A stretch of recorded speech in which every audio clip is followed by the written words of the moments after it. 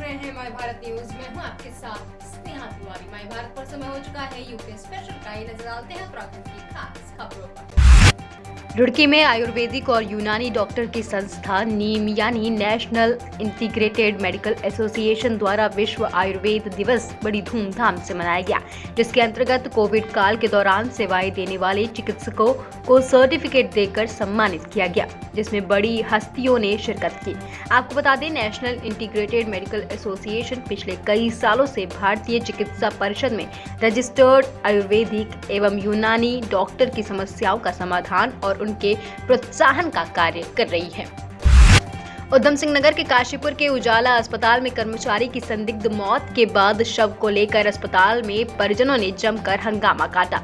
परिजनों ने अस्पताल प्रबंधन पर लापरवाही का आरोप लगाते हुए कहा कि अस्पताल में साजिशन हत्या की गई है और प्रबंधन अपनी लापरवाही से मुंह फेर रहा है। वहीं परिजनों और प्रबंधन के बीच बातचीत के दौरान गुस्साए परिजनों ने अस्पताल में तोड़फोड़ भी की, जिसके बाद मौके पर पहुंची पुलिस ने किसी तरह से मामले को शांत कराते हुए अस्पताल प्रबंधन और परिजनों से बातचीत कराई और मृतक के परिजनों को मुआवजा देने की बात पर सहमति के बाद परिजनों को शांत कराया गया, लेकिन परिजनों ने मौत के कारणों की जाँच के लिए जल्द खुलासे की मांग की है। उजाला हॉस्पिटल का एक कर्मचारी संदिग्ध अवस्था में हॉस्पिटल के एक कमरे में और वॉशरूम में मृत अवस्था में पाया गया। पुलिस द्वारा मौका मुआयना करके पंचनामा करके बॉडी पोस्टमार्टम हेतु भेज दी गई है। मेरे द्वारा भी मौका मुआयना किया गया।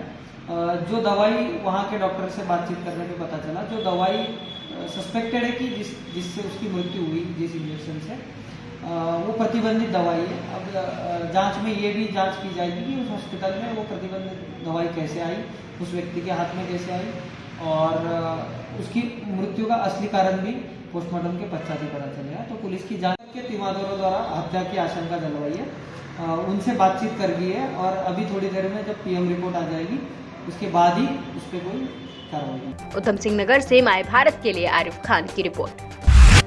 योग की अंतर्राष्ट्रीय राजधानी कही जाने वाली ऋषिकेश के सटे टिहरी की मुनि किरैती स्थित शीशम झाड़ी क्षेत्र में एक और विहंगम योग अंतर्राष्ट्रीय ध्यान केंद्र खुल गया है, जिसका उद्घाटन प्रधानमंत्री नरेंद्र मोदी के भाई पंकज मोदी और संत प्रवर विज्ञान देव ने किया। इस दौरान संत प्रवर विज्ञान देव ने बताया कि योग से शरीर को निरोगी बनाया जाता है। लगातार देश और विदेश के प्रशिक्षु योग सीखने के लिए मुनि किरैती पहुंचते हैं। कई प्रकार से रोग क्रियाओं को अभी तक प्रशिक्षु नहीं जान सके हैं।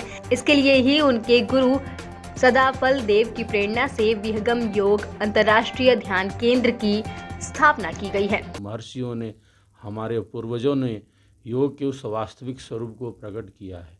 विहंगम योग के प्रणेता अनंत श्री सद्गुरु सदाफल देव जी भगवान ने उत्तराखंड के इसी आंगन में शून्य शिखर आश्रम पर स्वरवेद महाग्रंथ का सृजन किया था। लगभग 80 वर्ष पहले उन्होंने कहा था कि ऋषिकेश में विहंगम योग का आश्रम होना चाहिए। आज वह समय हम सबों के सामने प्रत्यक्ष है, जब इस आश्रम में सद्गुरुदेव भगवान की पावन मूर्ति का अनावरण संपन्न हुआ। तो जन जन तक योग का वास्तविक स्वरूप पहुँचे। प्रेम, मैत्री, करुणा, सद्भावना के साथ हम अपनी सनातन वैदिक परंपरा को जन जन तक लेकर जा सकें। यज्ञ की अग्नि प्रज्वलित रहे। आसन प्राणायाम का अभ्यास भी हम करें। साधना के स्वरूपों में आगे बढ़ें।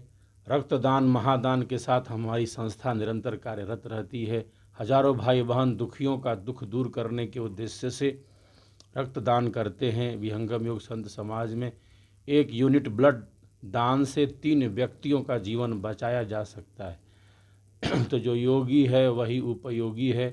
तो देश, समाज, राष्ट्र, विश्व के लिए निरंतर चिंतन करता है। तो यह बड़े ही हर्ष और उल्लास का विषय है कि योग की इस नगरी में विहंगम योग का यह आश्रम स्थापित हुआ है। जन जन तक विहंगम योग का यह संदेश पहुँचे, हमारी भारतीयता की कड़ें मजबूत हों, यही पावन उद्देश्य। ऋषिकेश से माय भारत के लिए अमित कंडियाल की रिपोर्ट। रुड़की के खानपुर में पिछले 5 दिनों से लापता युवक का शव घर के बाहर कमरे में लटकता हुआ मिला। सूचना पर पहुंची पुलिस ने शव को कब्जे में लेकर पोस्टमार्टम के लिए भेज दिया है।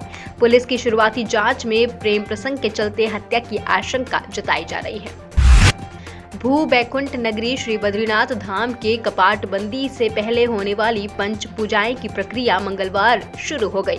आपको बता दें, कपाट बंद होने के बाद भगवान श्री हरि की नित्य पूजा का दायित्व देवताओं के पास आ जाएगा। देव ऋषि नारद को शीतकाल के 6 महीने के लिए श्री नारायण सेवा का दायित्व मिल जाएगा। वहीं बद्रीनाथ में देवस्थानम बोर्ड ने बद्रीनाथ धाम के कपाट बंद होने की तैयारियां भी शुरू कर दी है।